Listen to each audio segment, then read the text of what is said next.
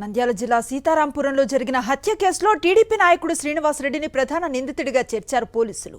హత్య నేపథ్యంలో సీతారామపురం గ్రామాన్ని కర్నూలు రేంజ్ డీఐజీ ప్రవీణ్ సందర్శించారు. హత్యతో పాటు దాడి కేసుల్లో 28 మందిపై కేసులు నమోదు చేశామని తెలిపారు. ప్రధాన నిందితుడు శ్రీనివాసరెడ్డిని 24 గంటల్లో అరెస్టు చేస్తామని చెప్పారు డీఐజీ. హత్యా సమయంలో నిందితులు బాగా మద్యం తాగి రావటం వల్లే ఇద్దరు కానిస్టేబుల్ వారిని నియంత్రించలేకపోయారంటున్న డీఐజీ ప్రవీణ్తో మా ప్రతినిధి లోకేష్ ఫేస్ టు ఫేస్. పెద్ద సుబ్బరాయుడు కుటుంబాన్ని డీఐజీ గారు పరామర్శించడం జరిగింది. మనతో మాట్లాడేందుకు డీఐజీ గారు ఉన్నారు. వారితో మరిన్ని విషయాలు తెలుసుకుందాం. సార్, ఎటువంటి కేసు నమోదైంది, అసలు ఏం జరిగిందని మీరు అనుకుంటున్నారు? హత్య జరగటం అయితే అయింది. ఇప్పుడు అది మర్డర్ కేసు అయితే రిజిస్టర్ అయింది. అలాగే ఇంకో ఎవరో మహిళని, వాళ్ళ బంధువుల మహిళనే ఎవరినో గాయపరిచినారు. 2 కేసులు నమోదు చేస్తాం. సార్, ఇది రాత్రి సమయంలో వైఎస్ఆర్సీపీకి సంబంధించిన నారపరెడ్డి అనే వ్యక్తి పోలీసులకు సమాచారం ఇచ్చారు. అయినప్పటికీ పోలీసు బలగాలు రాకపోవడం వల్లనే ఈ హత్య జరిగిందని చెప్తున్నారు. సార్, ఏమంటారు సార్? అంటారండి, సమయానికి వచ్చారు. వచ్చేలోపే ఇది దురదృష్టకరమైన సంఘటన జరిగిపోయింది. మేము వచ్చిన తర్వాత అందరూ, మావారు వచ్చిన తర్వాత అందరూ పరారవటం జరిగినది. సార్, ఇంకో విషయాన్ని చెప్తున్నారు. అంటే ఇక్కడ ఉన్న పోలీసులని కూడా భయపడించారు, వారిపై కూడా దాడికి పాల్పడ్డారు అంటున్నారు. ఇది ఎంతవరకు వాస్తవం సార్? ఇప్పుడు 2 పికెట్ అయితే ఉందండి.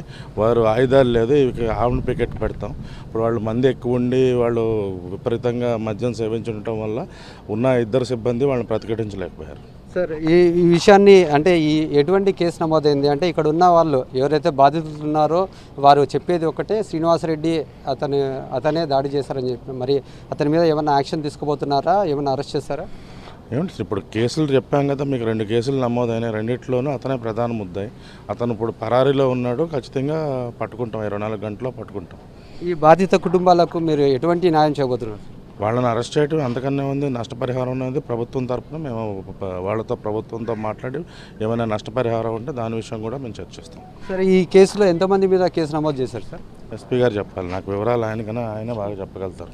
సార్, ఎంతమంది? ఇప్పుడు వరకు 28 అన్న పేరు ఇచ్చారు. మనకి ఏమేమి పేరు ఇచ్చారు మన అన్ని ఎఫ్ఐఆర్ రాసి వాళ్ళు విచారించి అరెస్ట్ చేస్తూ ఉన్నాము.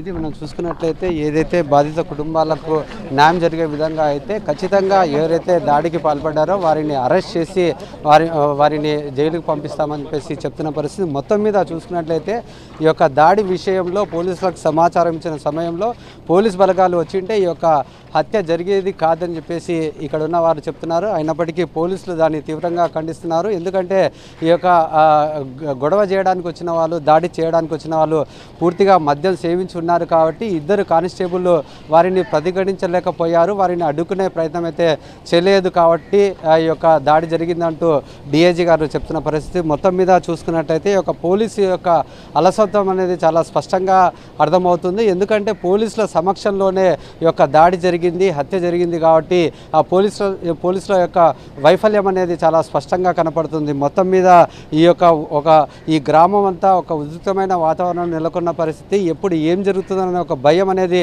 ప్రతి ఒక్కరిలో కనపడుతుంది. పోలీసులు రక్షణ కల్పించాలంటూ ఇక్కడ ఉన్న గ్రామస్తులు అయితే కోరుకుంటున్న పరిస్థితి. కెమెరామ్యాన్ రాముతో లోకేష్, సాక్షి టీవీ, సీతారాంపురం గ్రామం, నంద్యాల జిల్లా.